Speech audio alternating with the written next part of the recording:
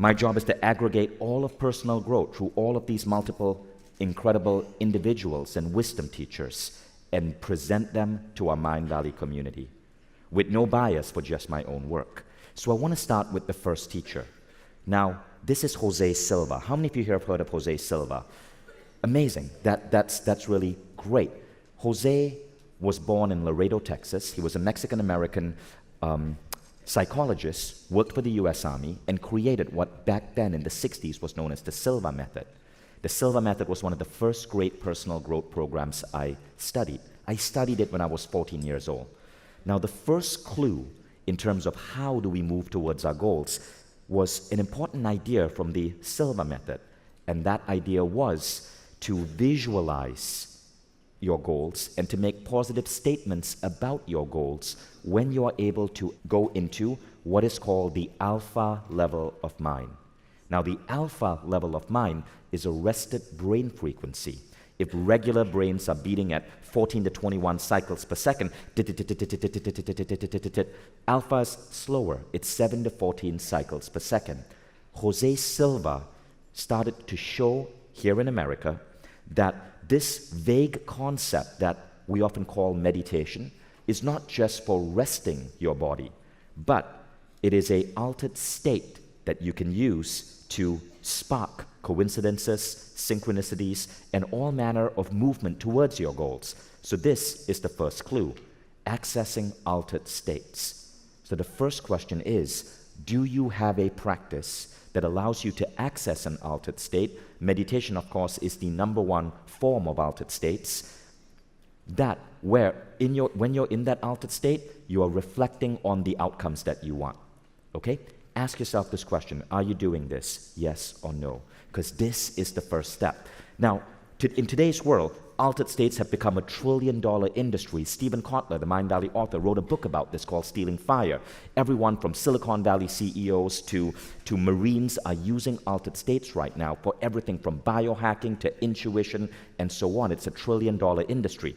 Jose Silva was simply one of the first people who turned it into a methodology for visualizing and moving towards your goals. He never used words such as the law of attraction. He rarely used words such as meditation. It was about the scientific concept of lowering brainwave frequency to the alpha level. But that is essentially what you're doing when you have a meditation practice. That was clue number one.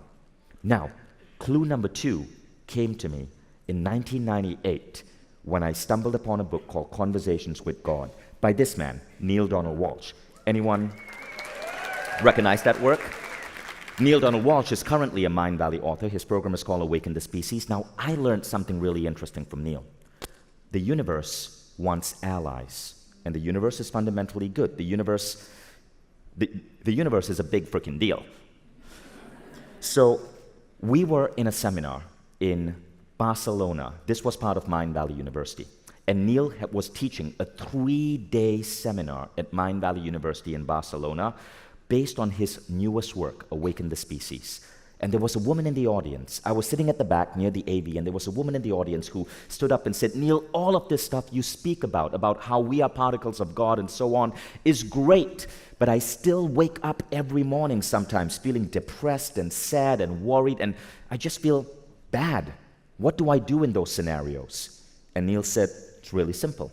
Remember this: your life is not about you. Rather, your life is about the lives of everyone you touch. When you make your life about the lives of everyone you touch, you will never wake up feeling anxiety or worry or stress again. He went on to say, you must adopt this philosophy so powerfully that when you walk into a room, your intention should be to heal the room. This is the second clue.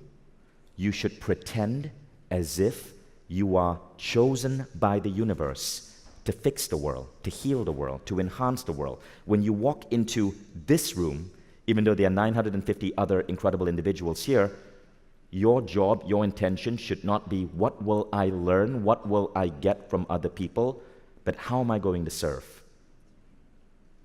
I want you to make that intention now. When you walk into the room, your intention should be to heal the room. Ask yourself a question about serving. Close your eyes right now. A question could be, how will I light up someone's day today? An intention might be, I'd love to make 3 friends today. Because friendship is a form of serving too. Okay, so back to the stage. Clue number 2. To get to your goals, first one is altered states. Think about, reflect your goals when you're in an altered state practice, such as meditation. Number 2, operate from life with an aim of serving. I call this Neil's Law. Operate from life with an aim of serving. Not, I want to create a company so I can exit at $1 million, but I want to create a company because this company has the potential to serve the world in this following way. That's rule number 2.